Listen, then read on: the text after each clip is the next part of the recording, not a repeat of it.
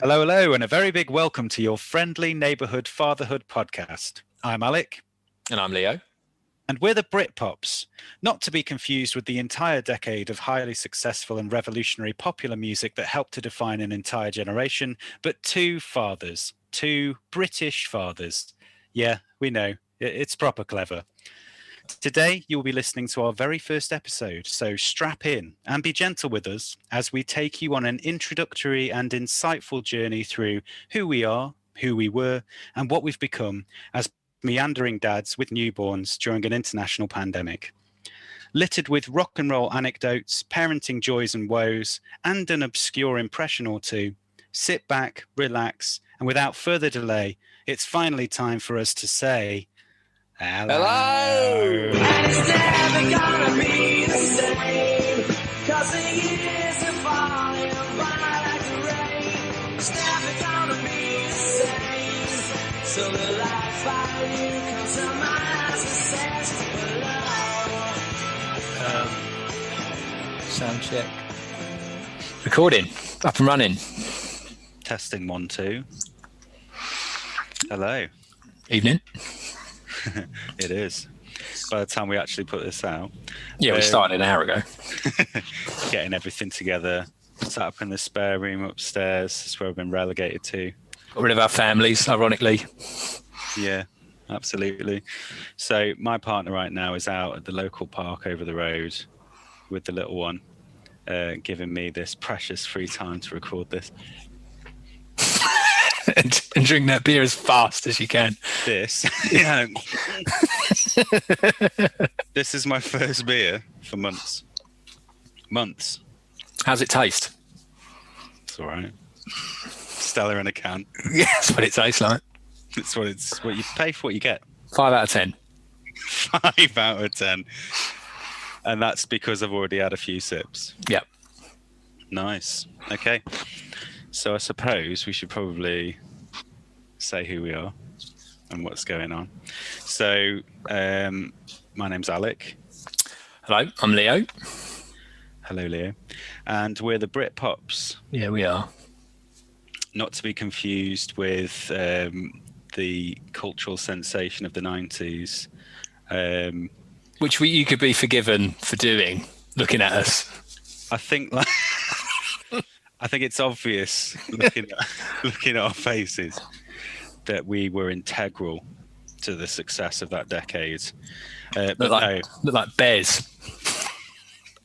Is that he was Bez? Bez was clearly a big part of that, wasn't he? And he wears it. He wears it every day. He wears it well. And the sun, when it's in his face, really shows his age. Yeah. No, it was a great time. But no, the Brit Pops refers to two British fathers, which is what we have recently become. So that's it, really. That's who we are. And this podcast will be about us as friends, how it began, who we are, the journey that we took to ultimately becoming two fathers of little girls, which is magical, wonderful, scary. It's been full on, and we felt that, you know, being best friends and not being able to hang out and stuff like that, and we're very creative people, side note. Hugely creative. Spills out, doesn't it? Can't move. I mean, they would have already noticed that. And I say are we going to talk as if anyone's listening? Like, are we going to pretend at least that there's like a third party involved with this? Yeah. This charade. Yeah, because this is the first one. So when we're massive, people will they always look back at the first one. They'll be like, oh, look how fat he is. And look at his lockdown hair and all that. So I don't know. I think it wasn't a conscious decision to talk like there is an audience, but I think it'd serve us well should we finally attain one in a couple of years' time. Well, even if like one person listens, we have to at least assume they're there, don't they, at some point? So hello to you, sir. Hello. Hello, all of you. Sir. So, hello. Yeah, welcome. You are welcome. So, yeah, that's it really. And obviously, we've all just listened to "Hello" by Oasis, right? Yeah. Hello. Hello. It's good to be back. We're not back though. No. Should have used that series 1. No, episode 1, series 2. Series 2. Yeah. Fucking hell. Damn it. Oh, we swearing? Yeah. Shit. Okay. We don't have to, but I mean, it's... Well, it might limit our audience, I suppose, but then, you know, we'll just grow our cult audience of that one guy. I know. Well, hopefully you're not a minor. Or we have shut out. No, I think swearing's okay as long as it's not gratuitous. Be natural. Yep. So, yeah, we just listened to "Hello" by Oasis, popular song from the 90s, from the album. What's it called? Definitely Maybe. Morning Glory. Morning Glory. First track of Morning Glory, wasn't it? I had a right blank then. It's almost as if we're recording something like live. I've mugged myself. It's called the Brit Pops, and I said Definitely Maybe first. So, you know, that's 2 listeners gone. Sorry, guys. See you later. Yeah. So that's... Bye. That's, goodbye, sir. The person you were in the middle of texting to say, this isn't half bad. I see both of you. We got to crack on, I feel, haven't we? Get some meat. Yeah, we do need to get some meat. So basically the idea is that each episode there'll be a clip from a song from the 90s, the Britpop era, and we've had the genius idea of lacing that through our stories, our anecdotes, to help inform what we talk about in each episode. That being, the topics will center around being dads, being parents, talking about our experience, sharing stories, talking about whatever's going on to do with parenthood, being a father maybe in particular. I should just say that we're not experts. This is just our... Far from it. We're months in. And mate, anyone's allowed kids. This is the thing, isn't it? Yeah. Like, there's no form you fill in first. Nobody tried to stop me. No. Yeah. Well, as I was leaving with Penny's my daughter, Penelope, as I was leaving with her, I was thinking, they're letting us leave. Like, nobody's trying to stop. This entire life, it now belongs to us. Crazy experience. But yeah, so that's what we're going to do. We're going to talk about that sort of thing on this podcast. Yeah, and it's just experiences, just anecdotes, just our thoughts. It's not for any other purposes. And we reiterate, we don't know what we're talking about. But you may enjoy listening to us, our meandering thoughts and conversations, and you may take some solace in some commonality that you find with the experiences we're having, particularly as men. Or that you're doing better than myself and perhaps you, Al. I don't know. I don't know what goes on behind those closed doors of yours. Behind those steely dead eyes. No, the closed doors, it's bedlam, isn't it? Bedlam. So what we should probably talk about then is I don't know, how we met, a little bit about who we are. Because it's been a journey to the point of fatherhood, hasn't it? It's been an interesting one. Yeah. How long is that journey? When did we meet? 2006, I'm going to guess. 2005, I reckon. It was 2005. So that's 16 years. Yeah. From, and how old would I have been? 2005. So 22. I was like 20. 20. I was 20, so you must have been 22. Yeah. Different times to now. Now pushing 40 with child. So that's an interesting 16-year period, isn't it? Yeah.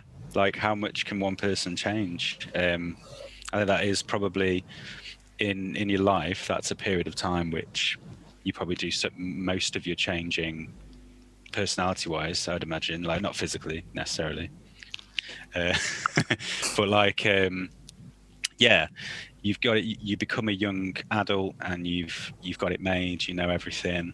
You know, that's perhaps why there's nice layers through the idea of us having the Britpop theme and Oasis and Yeah. the kind of the rock and roll ethos that was absolutely adopted by myself. I dabbled. You had it. I had the odd, on a Saturday.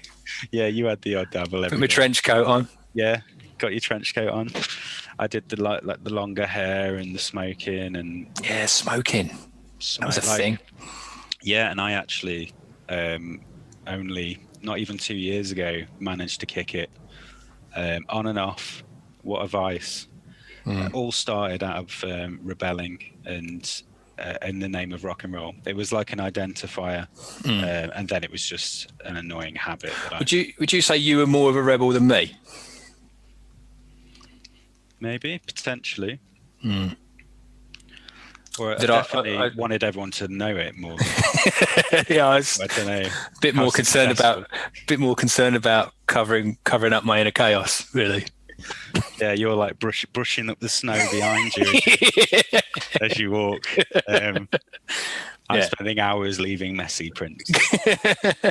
But that's it.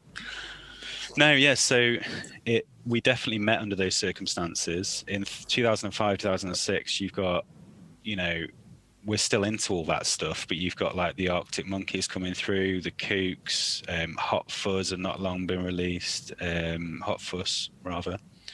Actually, the film as well. Yeah. Hot Fuss. So that kind of era of music's coming through.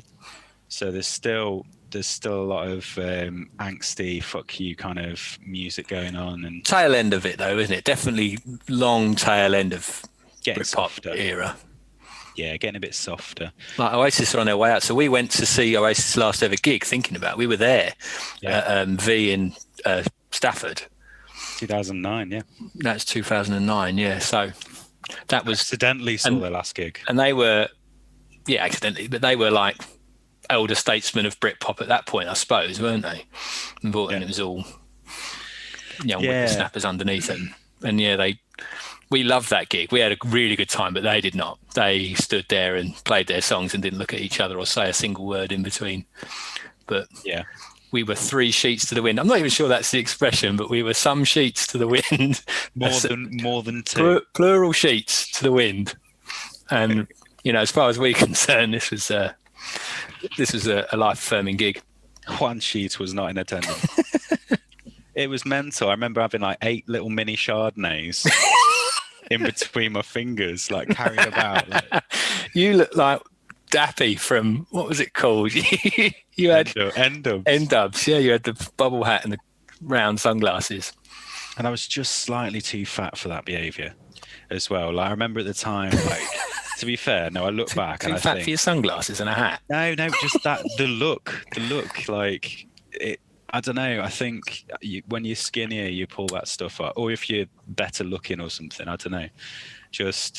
And it stuck. There he is, Dappy. And there's like one video of the entire group of us at this festival, like smashing it up to Jet. Are you going to go my way? Come on, get your kicks on. Yeah. And I'm like honking down. Hot dog, seen. Don't care. Not interested. I'm eating this giant hot dog. But yeah, so there's evidence of me just being not very cool. But that was awesome, the Oasis gig. And we all ran off to the front, and like I brought like 80 cigarettes, like 4 packs, and I was just like giving them out. We would like constantly, one after the other. Cigarettes and alcohol. So, and that's the thing, you get all whipped up in it. I think it's probably one of the last hurrahs, kind of mid-20s-ish, with regards to stuff like that. But yeah, so alongside that, the actual first place we met was Stone Revelers, our acting thing, amateur dramatics, and that's where we actually first. But like really good amateur dramatics, like like there's the best of that. Yeah, in that layer. Oh, the creme! Like it's only amateur because we don't get paid. We're really good. Yet.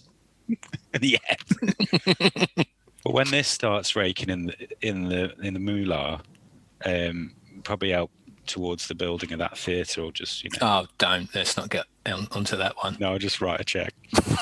Don't worry about it. You're welcome.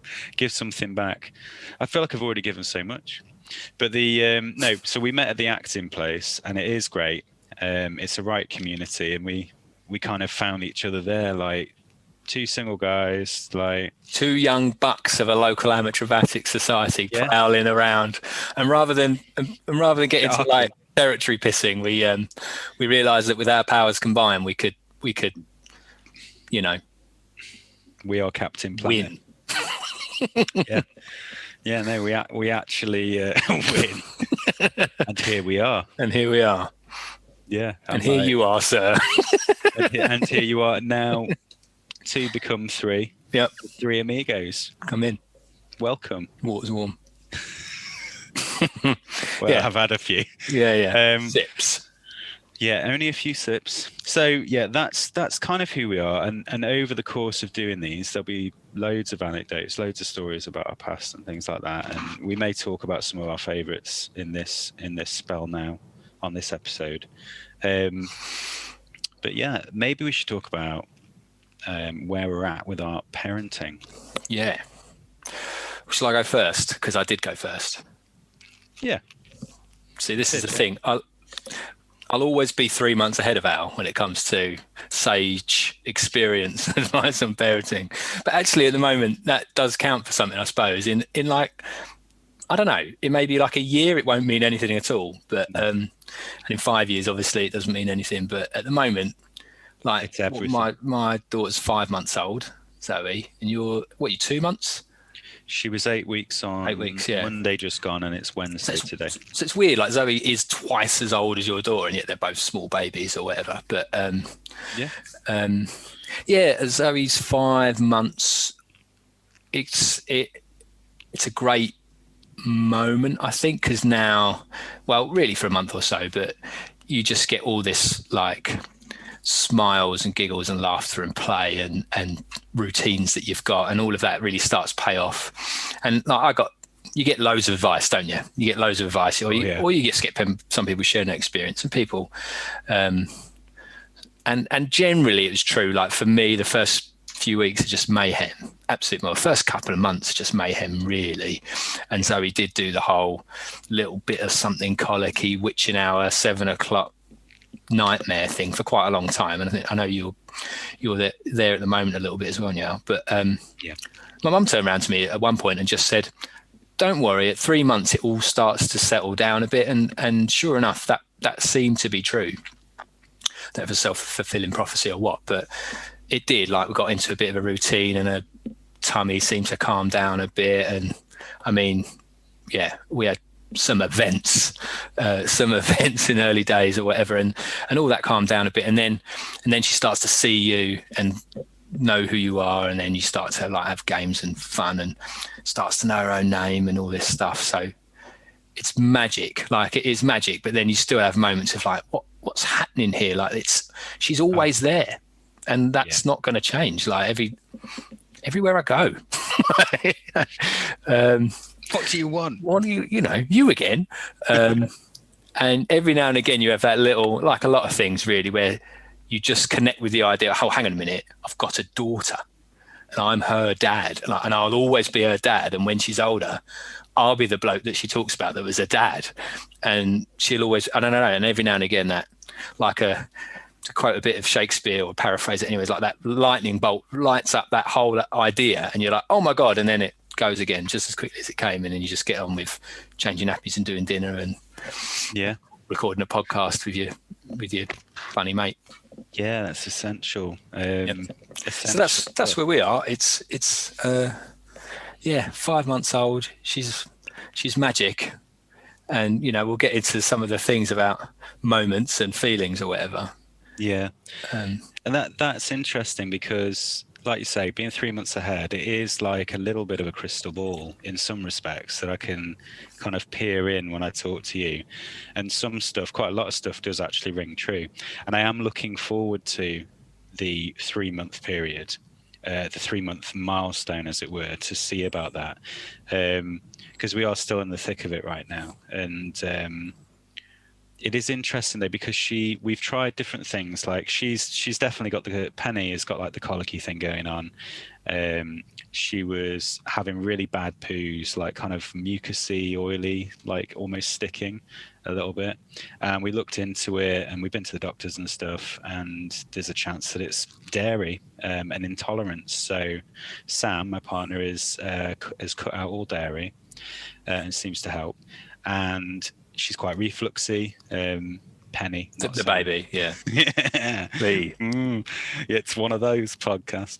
And so she's quite refluxy. So we've been sort of toying around with the different ways of achieving sort of decent sleep for Penny. So cutting out the dairy, and then what we have tried, is like feed, play, then sleep, as opposed to get them down while they're full, because then they'll sleep. And what we found is that instead of rousing after 15 minutes, it's more like 35 minutes, which is quite a lot different.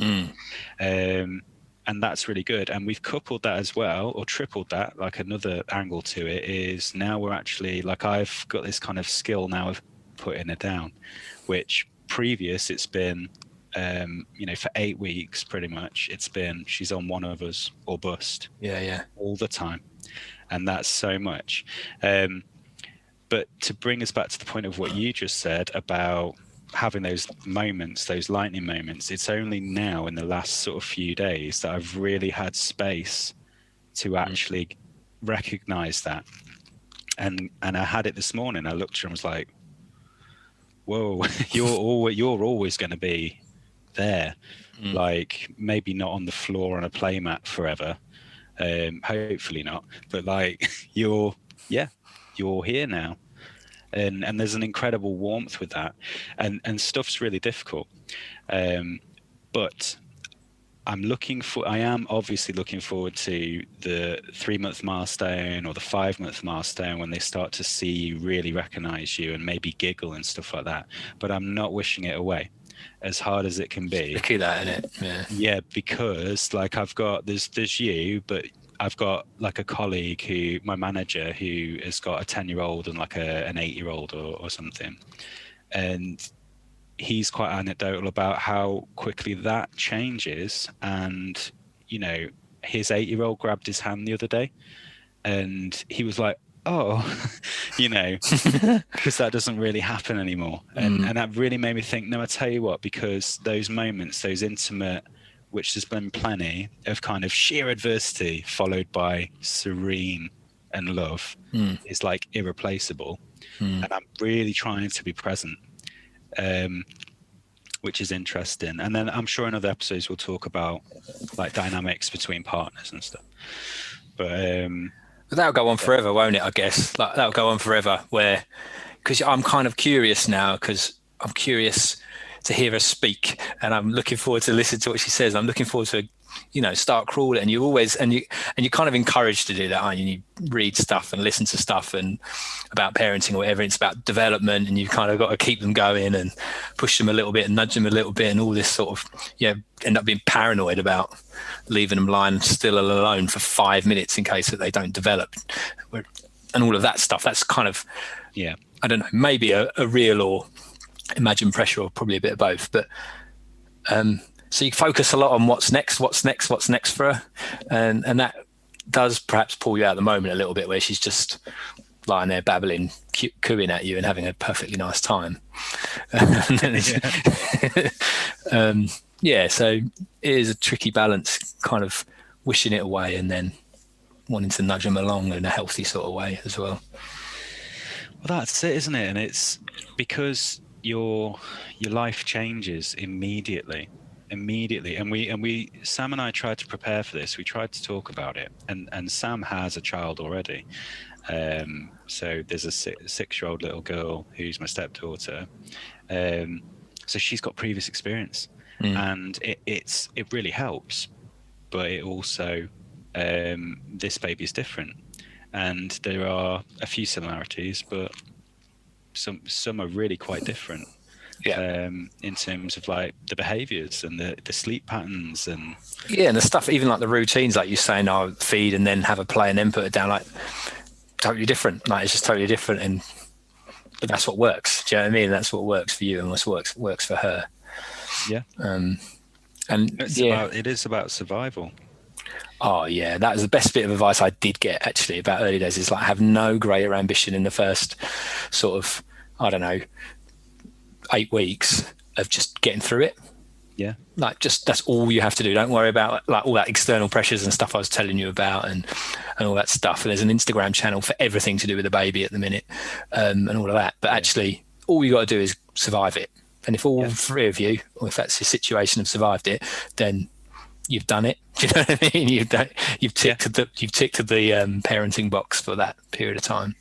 Yeah, and it's refreshing to think that way. And you know, there is a lot of literature out there, and you know, I do consume like a fair bit of literature about stuff, but that's more me anyway. I tend to do that. I did that about the pandemic, you know, straight in there. What's going on? Like, but there is some good stuff out there about how you can't really what's the word? You can't really spoil a baby or set up bad habits with a baby that's newborn. So in my naivety to start with, you know, I have little hang-ups about the idea that, well, will Penny never let go of a dummy because she has taken a dummy? Will she never sleep if she's not rocked, or will she only ever sleep on us? Can you imagine she's 15 and won't go to sleep? Like crazy things like, do we set them up for complexes? And there's a minefield out there of do's and don'ts and what will inform another, and that's all wrapped up in who you are as parents, your environment, your actual baby itself as well. It's far too complex to assign like a to-do list or a follow, but scientifically, like neurologically, there is no detriment as far as anyone can tell from doing whatever it takes that's safe and legal to get your child to sleep. Yeah. So, but no, it is reassuring being able to talk to this is the cool thing, and this is why we probably should have said that the podcast fits now, and this is why we're doing it now, is to hang out, to be creative, I suppose, but also like to talk about this stuff and to like lean on each other a bit, and maybe other people can benefit, because it's, you know, it's a real thing, being a parent, being a father, and being a father in a pandemic. That's unprecedented, and there's some stuff to talk about. There's some stuff to support each other with. And how cool is it that, you know, your best friend within months has had a child? Yeah, we've gone from meeting as in our early 20s to, you know, shambolic evenings in and out of different flats and places we lived and around town, and holidays abroad and all of this sort of stuff, haven't we? And we've lived together a couple of times. We probably mentioned that. You, my best man, a couple of years ago, and then all of a sudden we both got pregnant partners at the same time, and there's a pandemic going on, and we're talking about that on the phone, and then we're doing this, and now we've got babies, and they're both girls, which is kind of cool in that kind of symmetry kind of thing that's been going on. It is kind of cool, and it is another, I mean, this is slightly self-indulgent, a little bit corny perhaps, but I don't care. The whole podcast. It's just, yeah. But our journey as friends has had a lot of parallels, and like, you know, we've a lot of milestones have been reached together, you know, in our separate lives and stuff like that. But no, it's really cool. It's wonderful. And it wasn't planned. It just happened. Well, no, that would be weird if you think about what that would mean and the discussions that would take. But, no, I mean, it was a bit. That's pretty fast work. They've got a kid, like, sort it out. Right, mate. So I'm going to get cracking in Jan. How about you? Yeah, what do you say? Yeah. You know. I've got rid of the pills. They're placebos. No, nothing like that. Just happened. It's amazing. And here we are. So basically, You're struggling, mate. yeah, I've lost my thread. That's all right. I've heard that long periods of silence add tension as opposed to confusion. Creating a bit People listen to the podcast. Right, listen, mate. The one who's listening, sir. You, sir. You boy. We're we're creating. What day is it today? Oh, it's podcast day, sir. Anyway. Good. Now go down to the shop. Buy me the biggest microphone you can find. Yeah. Oh, and get some good content while you're at it. Hard to come by, sir, these days. Oh, I don't want your life story. Fuck off. Excuse me, sir. Can you stop shouting out the window all day? There is no boy here. Are you trapped in there? Yes. Can you get help? I need a medical attention. No, I do apologise. I lost my thread. I had what happened was I had a good thing stored, didn't say it, and then I was trying to recall it, and my covering of that was rubbish because I was like looking down. I've got like my phone with notes and stuff. But what we could do, we may as well move on because we don't want to keep you forever, sir. So we decided that maybe we would discuss a few anecdotal moments from the very recent past being parents. So like maybe a favorite, a funny moment recently or a terrible moment recently. I don't know if you've got anything in mind. Well, the terrible one's easy, but I'll park that for now because I'm not sure I want to lower the tone on the opening episode, but I might go there in a minute. Good memories. She's great in a minute. It's picking one. I tell you what's brilliant at the minute. So many.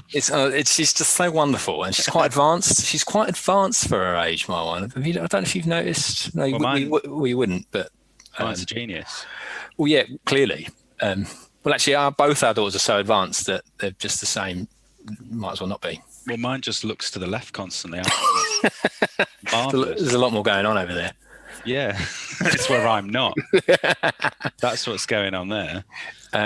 No, so Zoe has developed a habit of when in the morning, sometimes she's already awake in her crib. We've got like a crib bedside, sleep next to you type crib thing going on, which we're actually reaching the end of the 6-month point now. We're at the point where they say you've got to start moving them into their own room, which is bizarre. But anyway, that's another story.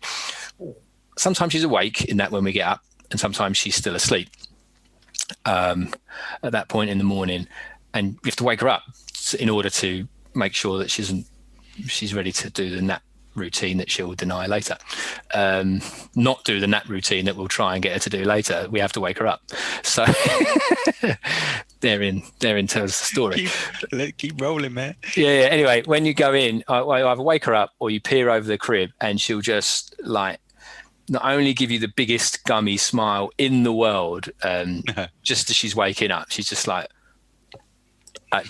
there's a good audio gag there for everyone, me doing a smile. Like a horse whinnying would be good. And she isn't laughing. She just does a massive silent laugh where she'll open her mouth really wide and like jiggle around as if she's like laughing so hard that she can't make any noise. No, that's not it at all.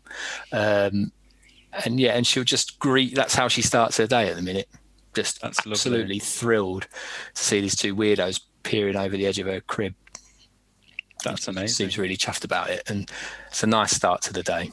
And then immediately it descends into changing her, and she's furious a minute later because she's hungry and all of that stuff. Absolutely furious, and then inconsolable. Yeah, all of that moves in. But just for that split second, she seems quite pleased you're there, which is nice. So that's a theme for this week. That's been every morning. That's nice. So Penny has, in the last week or so, started to. I've sent you a video or two, haven't I? That she does now. It's not wind. I don't care what anyone says. She has actually started to. She definitely sees us. Definitely can respond to. I do like mess with her chin and go. Blah, blah, blah. Yeah, and she's like, she does like the open mouth gummy kind of excitable kind of, definitely there's some reciprocation. So I know, and her eyes, they change. Like she's not smiling because of wind. And I'm very particular about that because I'm funny. And no, but it's great. And she has actually started doing it upon seeing, and I don't know yet if it's that she's seen me or it's just a face. But I like to think that it's me. And it's nice. It is so that is very recently come in, and that is also starting to change the sort of makeup of my brain with regards to being a dad as well. Like, because there's definitely been points where it's felt like business, and you're dealing with something, and there was definitely like maybe 2-3 weeks in where I'm like, I'm not feeling a load of things for this. I hear that. And I didn't worry because I remember I spoke to you before Penny was born, and you did actually tee that one up and say that there's a potential for you to not feel things for a while, or the way that you expect to. The kind of I think it's important. It's not easy to say it sometimes, isn't it? Because you kind of feel worried if that's a reflection on you, or that you're just deeply broken inside, and that there's something wrong. But I think calling it business is a good way of looking at it. There's obviously that instinct to care and that instinct to protect and clean and nurture and all of that stuff, and that's very strong, and that just assumes a sense of responsibility that you don't even have to think about. That's generally there. But that kind of connection, and actually quite a lot of time, or a few days can go by, or it feels like a few days have gone by before you've kind of remembered to enjoy it sometimes. Do you know what I mean? And all of that. And I think that does, I think this may be an assumption. I'm sure women experience it as well, but I think it's quite common in men because, we're fortunate with COVID and everything. We're around a lot more than perhaps we would have been, because paternity leave's 2 weeks still generally, isn't it? Which is horrifying when I think about it. And we'll probably talk about that another time, about our experience compared to what it would have been. But obviously women tend to be either they're breastfeeding or they're doing more of the bottle feeding or stuff like that. But maybe men feel like a bit more of a service, like you do a service around everything for a few weeks or whatever. And that's important and it's crucial. But it's a bit strange, and you kind of put pressure on yourself to maybe think and feel things that you're not necessarily there yet. But and that's a really good point. So I am now definitely sort of from maybe, I don't know, 5 weeks in, was definitely like noticing more of a genuine warmth. Even when, I think it was even when there was stuff going on, that was the changing thing. Was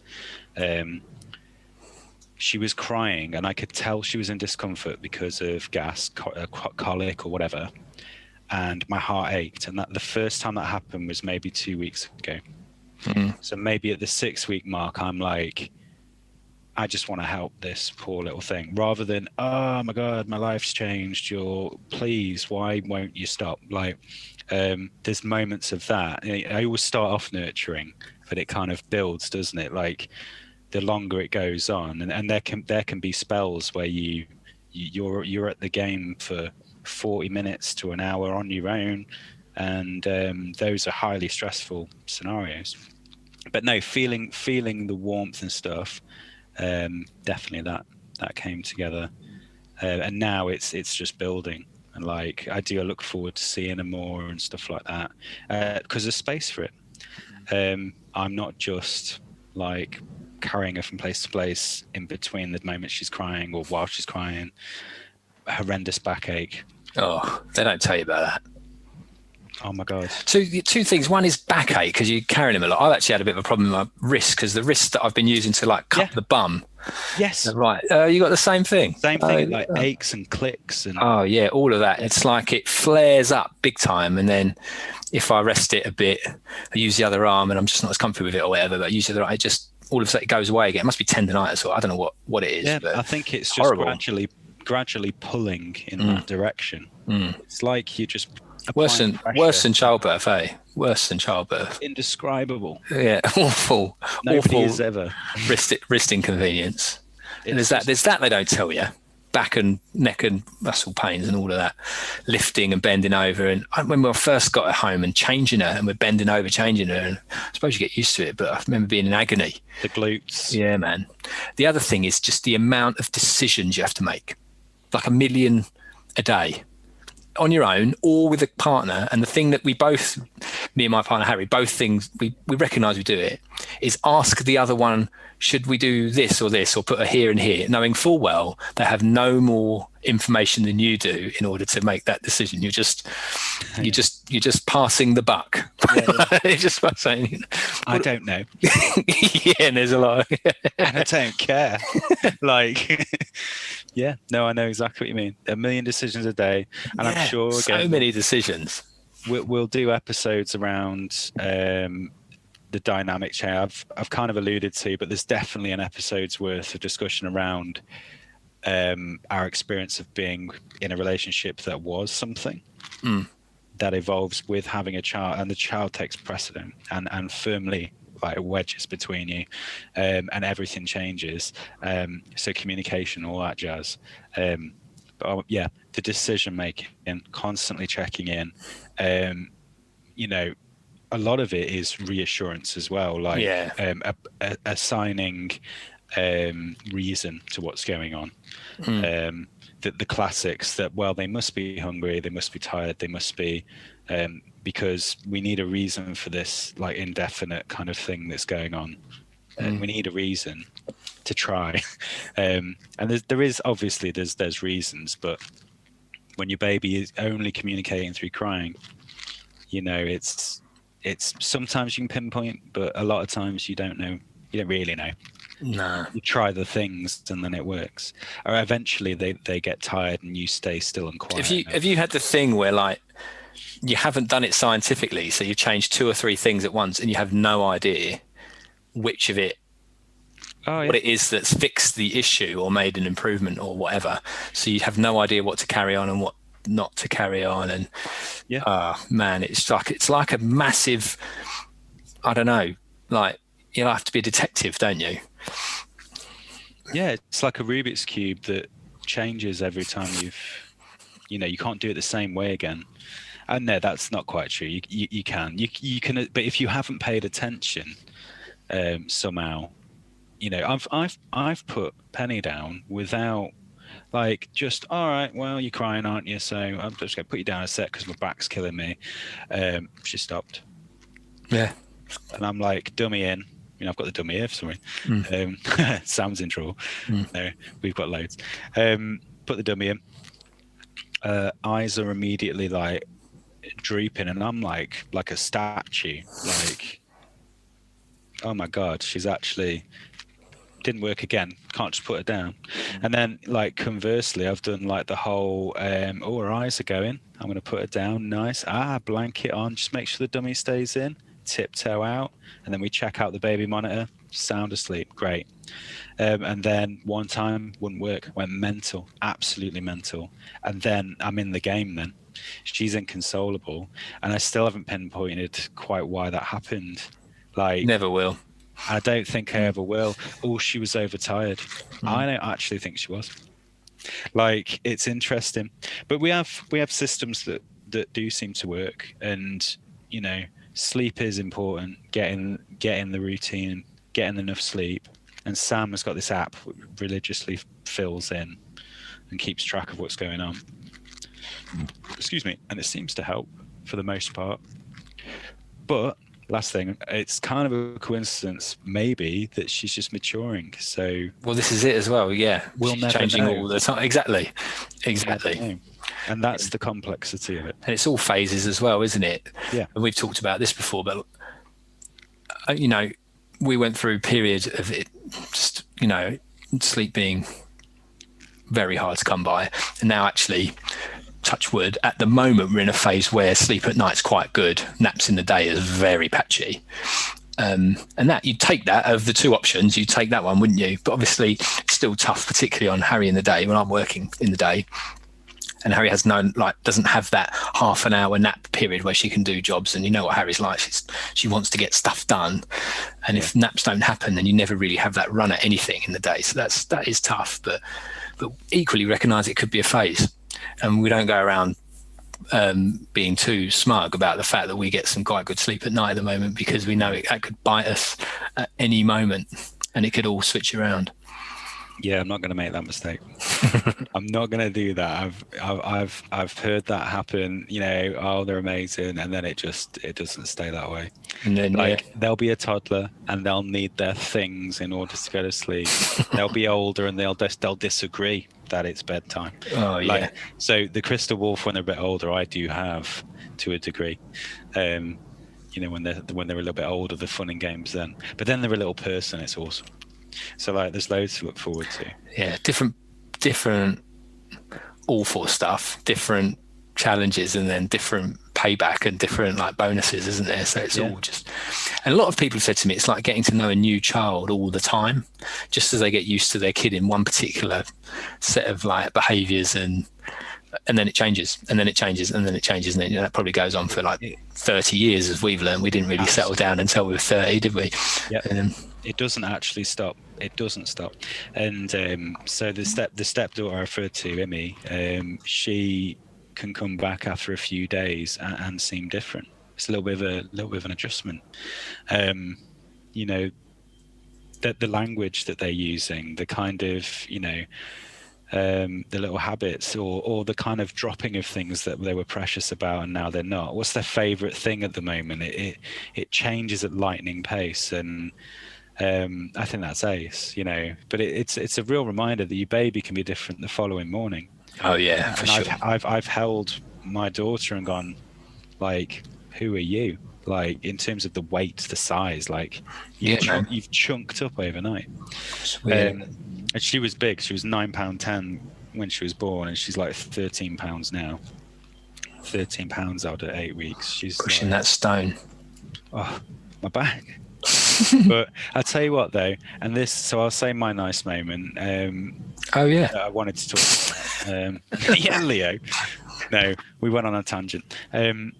But there's loads of nice moments, but for some reason, and this may be universal, but music played through our Alexa or whatever seems to be really good, even if she's a bit gripey or whatever. I have her against my chest, and she kind of is just resting on me, staring out, and I can sway with her and stuff. And I asked Alexa to play Magic Dance by David Bowie from Labyrinth. Nice. And, you know, I was loving that. I saw my baby crying hard. But the bit that was amazing is she was loving it. I could tell she was enjoying it and she was into it. And she had been real gripey. It had been a rough kind of afternoon. And you know the bit where it comes to and baby says, yeah. She went, made a little noise, and I was like, she's a genius. Oh, she's a genius. She's a genius. She actually is. She knew that. She knew. Genius. She knew. Yeah. Have you got a favourite song you like to sing to her, a soothing song, or just a song that you go to, you find yourself? Yeah, there's odd ones. So in the early days, I don't know why, but I do like to be beside the seaside. Yeah, that's similar. Varying levels of menace, tension. Yeah, because I've got that Daisy, give me your answer, please. That one, unbelievable. I was singing that to her this morning. Are you joking? I'm half crazy over the love of you. There won't be a start marriage.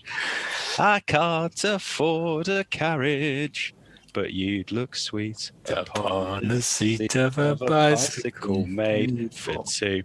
And there's the last and only audience member gone. Yep. Awesome. But so crazy songs. I do Edelweiss from Sound of Music. Yeah, Harry does Edelweiss. Interesting. She seems to like it. Yeah. I Make 'Em Up Yeah. I do like musical versions of like cries. Like I've done like wah, and it makes her go oh. Like I try things to interrupt the cycle, because quite often like people shove the dummy in. If they take a dummy, you're trying to get it into an open mouth. Doesn't really seem to do much. They're not interested in that. You need to break the cycle because they build up. And You've been telling me I need to break the cycle for 16 years. That's what you've been. you need to break the cycle. Come on, mate. We've been here before. Start again. rise from the ashes. Each new thing is an opportunity for change. Every door that opens is just an open door. Yeah. But yeah, no, breaking the cycle. Because maybe my worst moment then in the last sort of week, seeing as we've done a really nice moment, that David Bowie moment was amazing for me personally. But yeah, no, changed her. She's already inconsolable. She's really not happy, but she needs changing. Changed her fully, like projectile shits in the next one. Had to clean all that up. So that's 2 nappies destroyed, and then I've cleaned her all up, applying cream, and I'm not paying attention. I haven't put a fresh nappy underneath her, so I've put all cream on her. I'm all sorted, and I'm just holding her legs up to do the back of her bum. She fully wheezed, and it goes all over her outfit. You had a live wee. A live wee. I love that. Not pre-recorded. Yeah, we've got a live one. I love that. And it's live. And, yeah, and we're here live. Oh, out of nowhere. Randy Orton. Yeah, but holding the legs up while they're weeing, it's going to go everywhere. It goes all day. It does. There's not a bit that it doesn't get on. Oh no. Gets it in the kitchen. Pools in all the mat. Yeah, you can water the garden. In her hair. What little hair she has. Ammonia. It's good for it. Yeah, so fully wet. She's inconsolable. Had to change her. I'm very much on duty at this point. And then I have to heat up a bottle because we are expressing maybe 1 bottle a day. So there's a period of time that I can take care of Penny and give Sam an extended. Yeah. So this is, I'm not making this up. This is already pretty fucked. And she's doing this thing that she's only done for the last 2 weeks, which is break the windows squealing. Like the first time I heard it, I thought, that she needed medical attention. It was so much. But yeah, trying to heat this bottle, and I'm dealing with her, maybe just put her down a bit. No, okay. Just in my ear, and I'm all manner of no, la la la da daisy, no, any of that, nothing. Finally getting the bottle up to, and we've got these lights on the kitchen ceiling, which sometimes help her if she's kind of catches them in her vision. Anyway, start to try and put this thing in, and then she's all like fussing on the end of it and building back up. Absolutely horrendous. And my back's killing me at this point. It's getting all wet, and she hates that because it's too wet and there's milk everywhere. And then she just loses her shit all over again. Finally, long story short, this is half an hour or so. Well, this version's shorter just about than the actual time frame. Yeah. So we're about 35 minutes. Like a director's commentary on the incident. Look, I do things my way. I do things how I do them. I'm an artiste. But no, it's 35, 40 minutes in, absolute nightmare, won't take the bottle, finally settles down, is just using it as a dummy. And I'm like, okay, I'll take that. So managed to get that out, put the dummy back in, like replace it, like Indiana Jones style in the temple, like swapping it out. Manages to keep her asleep, and I'm just rocking her. She's asleep, and because I'm all hot and I'm sweating, I'm stood up. My cheeks are together. I let out a little trump. Honestly. And she goes, ping.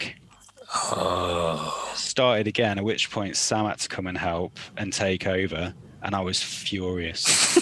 It's not funny at the time, is it? All of that was wasted, and I farted and woke her up. Well, and you can sniff and wake them up. Like, oh, it's so frustrating. Having lived with you myself, and only having a small stud wall separating your bedroom in that flat to mine, you know, I understand what you describe as a minor parp. Many a night squealing in a way that would break windows.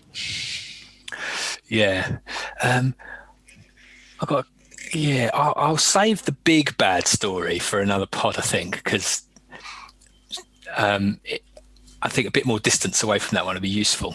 Okay. But you know what I'm talking about, don't you? It's like a bad thing. Don't worry, everyone. Zoe's fine, but she might not have been, and it was up there with the worst experiences of my life. So stay tuned, listener, for that one.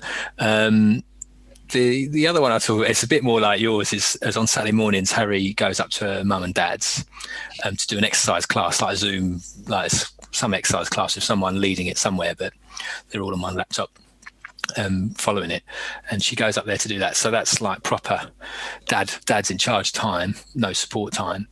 Very vulnerable. Yeah, a couple of hours, left a bottle of express milk to deal with that. And, we have a bit of playtime. I do a little bit of, we call it Zoe Spa, where it's like cleaning behind the ears and a bit of cream and stuff for skin complaints here and there, and the whole spa routine, and clean her up, sort her out. And then it's normally a bit of playtime on the mat, try and do a bit of tummy time. She participates in tummy time for a very short period before just losing the will to live and face planting, and then you have to turn her over. It's like I've read something that's supposed to do an hour and a half of tummy time a day. Like, nah, like minutes, and then she's furious. 30 seconds before they start off like this, and then they eventually like, and then it's just whining with it. Exactly. I'm glad, because like an hour and a half a day, we might manage a few minutes. But anyway, she's getting better now.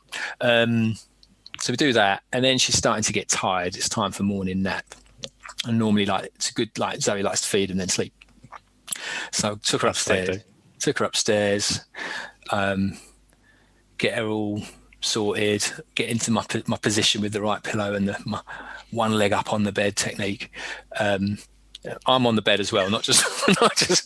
Hang on, are you telling the story about feeding the baby? Right? Yeah, not making the baby. Yeah, and well, anyway, what I haven't done is I've warmed the milk up, and she's having a meltdown. You have all of that, don't you? Like, I can see why people invest in those instant formula things, because warming the milk up, you try and anticipate, but you don't want to go too early, do you? And all of that. No. Warming the milk up in a hot jug, because you can't use the microwave anymore because it's not the 70s. Hot spots. Yeah, hot spots, and it's not the 70s. And mixing it, and then get upstairs, warm milk, bloody muslin everywhere, and then she's there, and I just put the bottle to her mouth, and then I hadn't screwed the cap on properly, and all I've done is pour about 2-3 fluid ounces of warm milk all over her. And like, your instant reaction is, oh my god, she's burning, but then you realize it's only mildly warm milk. But then it's like, it's gone through a cardi, it's gone through a baby grow, it's gone through a vest, and she's just got warm milk on her, and she's hungry, and she's tired, and you've got that wins. Yeah, full change, furious with yourself, not much milk left, like, just, it's a perfect storm, isn't it? Perfect storm, which normally results and did result in me having to feed her change her, feed her what milk I could, and then put her in the buggy and take her for a walk, because that is my one green top out of the fridge. Green top. yeah, she's had it all both. If I stick her in the buggy, she'll sleep, but then I feel like I'm overusing that, because now I have to go further and further away from the house before she's asleep. Yeah, so I feel like, do you know when you feel like she's growing desensitized to it? Yeah, exactly. Desensitized. Like, I try a trick. Like, I turn. By the way, that anecdote, finger licking good. Yeah, you enjoyed that, didn't you? Yeah, you win. That's just lovingly tipping milk all over your door. It's horrendous. I love it. Yeah. What a nightmare. And by the time Harry comes home, there's chaos. Do you know what I mean? Yeah. Clothes everywhere, milk bottles, lids, different places, and you're covered in milk somewhere. Yeah. There's flour everywhere. Why? What's happened? Handprints. Just Fox doing in the front room. What's this? Mangy old fox in the front room. What's mangy old fox? It's an old one. It's not active. What's it doing here? I don't know. It wanted to come in. Licking milk off the floor. Well, it's just, I think it was the milk has attracted all feral creatures in a 8-mile radius. I mean, we're More than a wading fox through. around here. Yeah, tell you what, absolutely. So, yeah, really good. I've forgotten what you said before I acknowledged your story. I was going to follow up on something you said. I've no idea, have I? I don't know what you've forgotten. It's all right. I'm sure our mate will put it in the comments. And we'll be like, shit, that was it. I don't think it was that important. Yeah. But what do you reckon? Should we maybe think about wrapping this up? We should. You know, if he's still here watching. That's what, mate. You've done very well, sir. Yeah.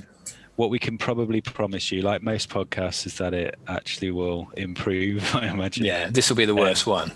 We hope, Yeah. you know, I think the first one of a lot of podcasts I've ever listened to have there's less of a shine and a polish to it than the rest. Or maybe we've peaked, in which case there will be one more. Maybe there will. But there probably won't be after that. But in the next episode, we'll be talking about sort of pregnancy during lockdown times. So there'll be a little bit of a lockdown pandemic feel to it. How our experience of being dads, expectant dads, and then new fathers during a pandemic. Bit of birth story territory, like. Birth story. I mean, that'll be the jewel in the crown. That one, but the actual experience of being there while the baby's born, and you know what it's like to be a dad in a pandemic with all the official kind of formal stuff that has to happen, being a peripheral figure due to safety reasons, all that sort of stuff. So some interesting things to talk about there, and some great stories to come out of that as well. So that's what we're looking at doing next, and you know, tune in to see what the next clip is from the Brit Pop era to inform that episode. Do we know the answer to that yet? I have an idea, but we don't want him to know yet. We want him to come back. Yeah. All right. We shall say no more. Silence. Silence. Yeah. So yeah, there we go. I don't think we did too bad, did we? We'll call it one in the bin. One in the bin. Stop recording. There we are. And it's never gonna be the same, 'cause the years